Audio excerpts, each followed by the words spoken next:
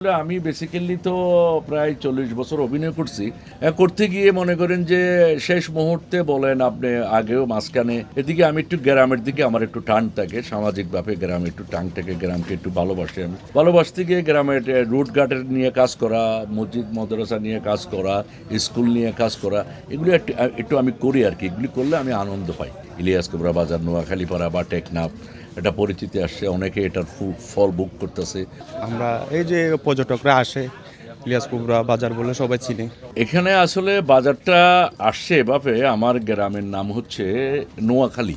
তো নোয়াখালী এটা অনেকে একটু মানে প্রশ্নবিদ্ধ হয় যে নোয়াখালী তো ওই নোয়াখালী না, এই নোয়াখালী এই নয়, ইত্যাদি ইত্যাদি কতগুলি প্রশ্ন এসে পড়ে। তো এখানে একদিন আমি ঢাকা থেকে গ্রামে আসছি, তো লোকজন আমার বাসায় গেছে, তো বললো যে আপনি যদি একটা অনুমতি দেন, আপনি তো একটা পরিচিত ফেস, আমরা সকলে মিলি আপনার এই নামটা ব্যবহার করতে চাই আমাদের এলাকার মধ্যে ইলিয়াস কুবরা বাজার নামে। তো আমি বললাম যে ঠিক আছে, এখানে এরকম একটা যদি পরিচিতি আমার দ্বারা যদি আপনাদের লাভ হয়, যদি আমার দ্বারা যদি আপনাদের কোনো উপকার হয়, তাহলে তো অবশ্যই এটা ভালো জিনিস, কিন্তু অন্য কিছু করা যাবে না। সেটা একটা বাজার সাইনবোর্ড দেন, এটা একটা মানে বেসরকারি বাজার হিসাবে ঠিক আছে, ইলিয়াস কুবরা একটা পরিচিত ফেস।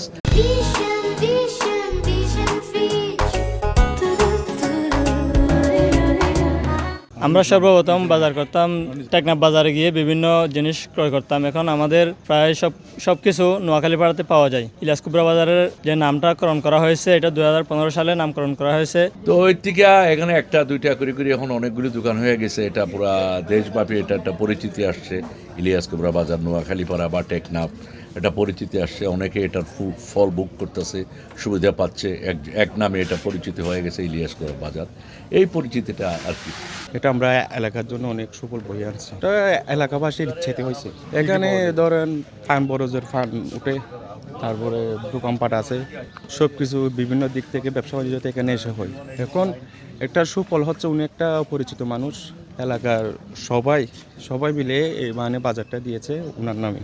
না যে আবার 3-4 দিন 5 দিন পরে রেখে মুক্তিপণ নিয়ে এদেরকে ছেড়ে দেয়, মানে এটা একটা ভীষণ একটা আতঙ্কর ব্যাপার। এটা আসলে সৃষ্টি হয়েছিল মানব পাচার থেকে। তো সেটা আমি এখানে আসার পরে, এখানে এটা উদ্যোগ নেওয়ার পরে আমার যে এলাকাটা নোয়াখালী পাড়াটাকে আমি 4 ভাগে ভাগ করছি। ভাগ করার পরে এক ভাগ থেকে 25 জন করে লোক নিয়ে, প্রায় 100 জন লোক নিয়ে এটাকে পাহারা দিচ্ছি। তো পাহারা দেওয়ার পরে এখানে আইনশৃঙ্খলা বাহিনী যেটা আছে, এটা অত্যন্ত আমাদেরকে সহযোগিতা করতেছে। বিশেষ করে আমাদের বাহারসারার যিনি এখন বর্তমানে আইসি সাহেব আছেন, আমাদের ওসি সাহেব বর্তমান যিনি আছেন, ওনাদেরকে যখনই চাচ্ছি আমরা তখনই পাচ্ছি। এরপরে আমাদের এলাকাতে বিভিন্ন সময় গরুর হাট হয়, পানের বরজার পান আসে, বিভিন্ন বাজার সামগ্রী এখানে পাওয়া যায়। তো অনেক সুবিধা হয়েছে আমাদের জন্য। টেকনাফে যেতে হচ্ছে না, কক্সবাজার যেতে হচ্ছে না।